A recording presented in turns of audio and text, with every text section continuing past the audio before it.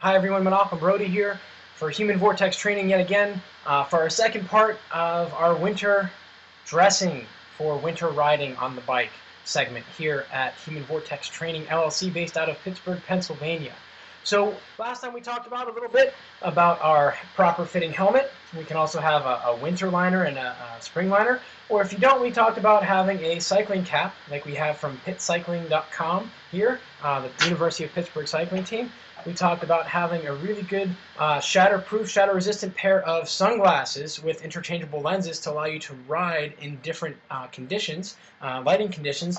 We talked about the all-important road ID, and that should be with you every time you go out the door. Again, I put mine right onto the hook, onto the side of the helmet, so it goes out the door whether I think about it or not. Some of you put it onto your bikes and your handlebars right in the middle. Lastly, we talked a little bit about proper fitting gloves. So I have long fingered gloves here. This is great for cool riding, and today we're going to talk about right now the 65 to 55 degree Fahrenheit riding. So what type of clothing do you need to be able to ride safely in that weather? And safely means you're not going to get hypothermia, you're not going to have any issues keeping warm or being overheated. So we're going to talk about that right now. We're going to start off with the gloves. But you definitely want to wear, in my opinion, either summer gloves or light fingered gloves. And these are my spring gloves. So these are mountain biking gloves. They have the nice terry cloth. These are Fox, just the brand that I personally like to wear right now. So for wiping your nose and nice and soft, so if you have an itch. And then I have a little bit of carbon fiber on the fingers just in case I do fall. I have a little bit of bracing there. And I do wear these for when I go and I'm injury prone and accident prone on the mountain bike. And if any of you want to laugh really hard, when I get my mountain bike fixed and I get back out on the trails, come out and ride with me and watch what happens. So long fingered gloves, 50 to 65 degrees I like to recommend, but I don't think that they're necessary 100% for everybody. If your fingers don't get really cold, you should be okay down to at least 55 or 57 degrees riding without long fingered gloves. Anything below that, because of the wind coming on, it's not just the ambient temperature, but how fast you're going and whether you're going into wind, it's in the shade, in the sun. Really important to make sure that you can feel your fingers because we're changing gears there and we're also going through and we're guiding our bikes. So really important to have something breaking that wind at the very least. The next thing that we're going to talk about is the type of clothing that you can wear while you're on the bike. So we have our glasses on, we have a proper fitting bike helmet like we talked about. You may or may not have on the cycling cap, and you have fingered gloves because we're going to say we're at 60 degrees right now, 55 degrees. So what type of clothing should you be wearing during this? Well, the nice thing about it is, and we're going to work our way out here actually, is you can start off with any type of base layer. This is a genetic wicking, form-fitting base layer here. This is not windproof, so this is good for even, if you're cold at 70 degrees down to 55 for me personally. And you can just put this on underneath. I have my heart rate monitor on underneath this. I'll put this right on top. The most important thing is that the layer that is close to you is always, always wicking. Cotton will not cut it. Cotton actually holds on to moisture and keeps it closer to you.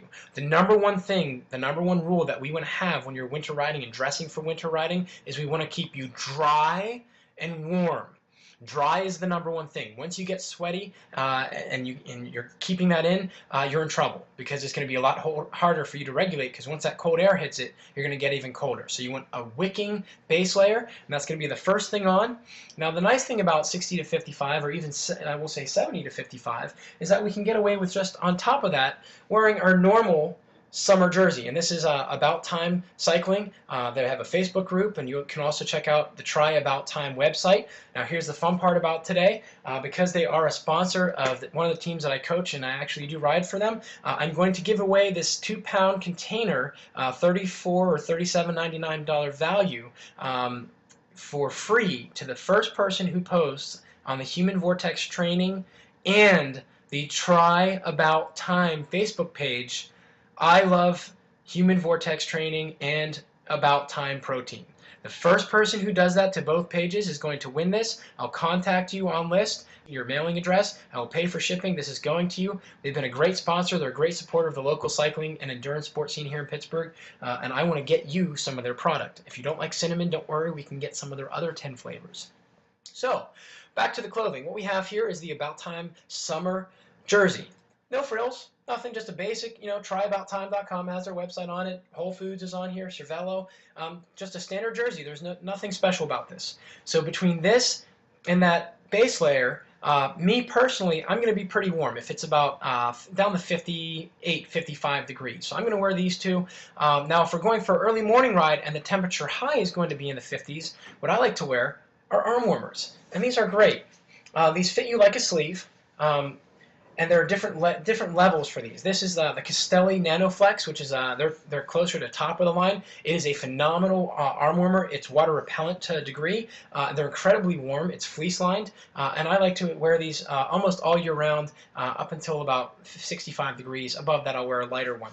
But the nice thing about this is it has a nice gum band around it, so to speak, so it's going to hold it underneath the sleeve.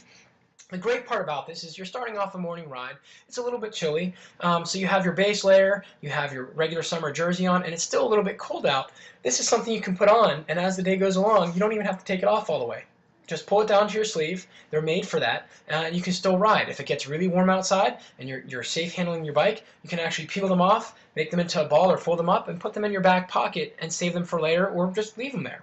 So this is a very invaluable piece of equipment that I strongly recommend for the bike, no matter what level you're riding at. So arm warmers. So you can wear this with the base layer and the summer jersey.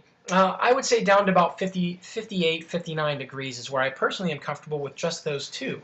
Now staying with the top of us, the next thing that I would personally wear, anything above or below 58, is a wind vest. This is a windproof fabric. It doesn't breathe. This is going to keep the wind off of your chest, and you can notice it has a high collar to keep the wind from coming down because we're in this position. So it's a high collar, and the nice thing about this is it has a vented back. This is the Champsys version here. It has a vented back. It has a zipper so you're better able to get into your pockets in the back. And this allows the wind to be blocked in the front, but you're still breathing and allowing the sweat that we talked about wicking from that base layer to dry off of your back. So you're not trapping all of that heat in like you would for a rain cape, which we'll talk about at another time. The great thing that I love about this in particular is it has two zippers. So you can ventilate while still keeping the wind off of your chest instead of doing this all day. Down, up, down, up, down, up, cold, hot.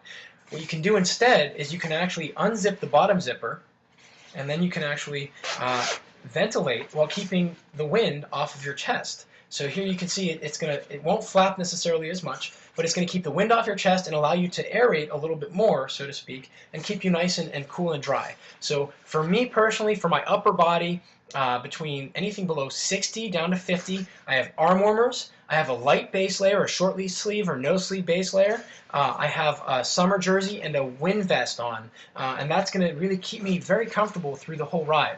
And if it does get hotter outside or you get overheated, the nice thing about this is you zip it off from the top to bottom. You can take it right off, and it rolls up, and you guys can see this has been rolled up quite a few times. I'll take it, I'll scrunch it up. Guess what? I can fit this right in my pocket and it doesn't take up too much space. If I don't have a pocket because we're doing a long ride and I have a lot of fuel on board, like peanut butter and jelly and sandwiches, I can take it and I can stuff it up the inside of my jersey and it's not going to bother me. So this is a great piece of equipment. They do make some that scrunch even smaller than this. A wind vest, again, this is a must buy, as is the arm warmer for you if you want to ride in any type of cool weather or be prepared for any type of cool weather or riding weather. So a wind vest that's breathable in the back. I encourage you to get the double zipper. That's very important. It'll allow you to aerate. I also have an ASOS wind vest for when it is really cold outside that does not have a double zipper, because when I take that one out, I know that it's too warm for a full jacket, but it's too cool and I'm not going to want to ventilate. Now, what about our bottom? What are we going to wear for our legs? Personally, down to 55, I'm going to wear my regular summer jerseys, and you can see summer jersey or bib shorts. Bib shorts are great. They have little suspenders on them. It keeps the stomach from being cut off, and that can actually really drastically affect your digestion. So I personally don't like cycling shorts. When I first started into cycling, I'm sure as some of you out there, I will never wear those suspender things. I will tell you that they're ergonomically designed so that you can belly breathe.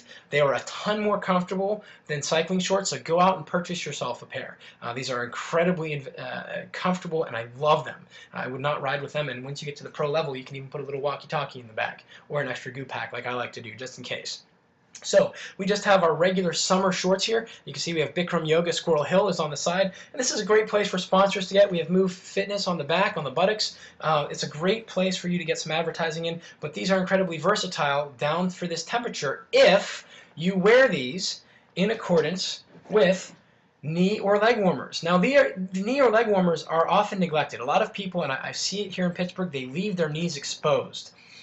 The problem with that is that anatomically speaking, the wind is coming onto the knees quite a bit, and what's going to happen is you're actually going to see that the blood flow is restricted there, and guess what? The meniscus is white. It is a ligamentous tissue. It's a little bit spongy, and it gets oiled by synovial fluid. What happens, though, when it gets cold is it doesn't oil as well. Think about something running out of oil as you're going through it, and that's something that's really important that we need to make sure, and you can see here in this picture, it's really important that we keep those knees covered because it's going to help keep that joint nice and warm. These are knee warmers. They go from the mid-thigh. The nice thing about these, just like the arm warmers, is that you can pull them up underneath. They have grippers as well. You can pull them up underneath your shorts, and then when you start to get hot, you can roll them down and you can remove them. So just as I'm doing with the arm warmer, I can do the same thing with the knee warmer or leg warmer. The difference is when you roll the knee warmers down, you want to make sure that you're removing them if you're going down to the calf because they can get caught on your gears and be extremely dangerous. So you want to practice the bike handling, and I'm going to post some videos soon here, hopefully, of HVT athletes who are showing you how to properly take off and on the different pieces of equipment while you're riding down the road. And it's something you need to practice indoors or in a safe and closed area, but we'll get to that in a little bit. So again, let's recap a little bit. We're talking about riding between 50 and 65 degrees Fahrenheit. So the pieces of equipment we want to have, aside from a proper fitting helmet, which we talked about last time, glasses to keep that wind out of your eyes and protect you for that, possibly a cycling hat that we had from the Pit Cycling team here from pitcycling.com to keep that rain or moisture out of your hair and out of your eyes, and also to keep the wind out of here to keep you a little bit warmer. We talked about a basic short sleeve or no sleeve base layer that is wicking. You want it to be wicking. We want to keep you dry and warm when we're out riding, so a wicking base layer, no cotton there. On top of that, we talked about a road ID, having that with you. So with the base layer, on top of that we have our regular summer jersey, no frills here, just a basic summer jersey, and we talked about having a nice little wind vest here so that we can keep the wind off of your chest, and this is very important. Again, I personally like to have you have two zippers, bottom, top, so again you can vent from the bottom and keep the wind off your air, and it's open in the back to allow you to vent, and some of them have the nice little zipper here so you can get into your pockets. So that's your upper body. We have arm warmers as well, which we talked about. We can pull the arm warmers up or down to regulate too hot, too cold. The nice thing about that is these will serve us, as you'll see, as we go further and further along. So that's the upper body. We have the wicking base layer, arm warmers, a summer jersey, and a wind vest. Now, as we talked about, we have for the bottom, we have our basic summer jerseys combined with knee warmers or leg warmers, because anything below 65 degrees, in my opinion, we want to keep those knees covered to keep them nice and warm so that they can work properly. And then I'll talk briefly here about shoes. It's just a nice basic fabric type cover to keep dirt off of your shoes. And you can see this will come up nice and high on my heel. It does allow for the cleat to come through, and you can see how some of them don't have this built in the back, so you want to take care of that. This will help keep a little bit of wind off of your feet, not too much, but it is nice for 60 to 55. If you want something to keep you a little bit warmer, what we can do here is we can get toe covers, which again allow the cleat to come through the bottom, and it's covering those awesome vents that can help keep your feet cool during the summer. So I hope you guys got a lot out of this for 50 to 65 degrees Fahrenheit, riding outside. Keep in tune here, and we're going to do another couple here to get you all the way down to 20 degrees. Remember, train smarter, not harder, and it's all about you.